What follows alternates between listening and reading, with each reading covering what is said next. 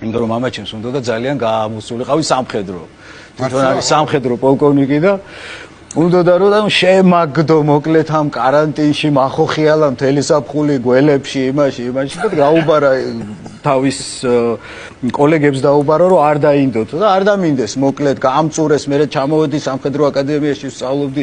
იქ ვერ მოვისვენე მე იქ ჩამოვაყალიბე პატარა ანსამბლი და მოკლედ ვიყავი ჩემი იმაში ხიფში და ბოლოს რომ მიხდა რომ არ გამოვავა მისგან ეს არაფერი ხო ან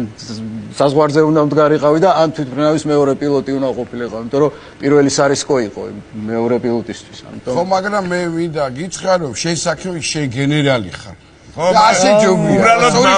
მამას უნდა და პირიქით ჯერ უნდა რომ გახდი გენერალი და მე იმღერეო და დათო ჯერ ვიღერებ და მე გავხდები გენერალი მოკლედ არ გამოვიდა ჩემგან არც ქვეყნის მცველი და არც ფრინავი ამიტომ ჩემეულად ჩემებურად ჩემი ქვეყნის ასე თქვა მცველი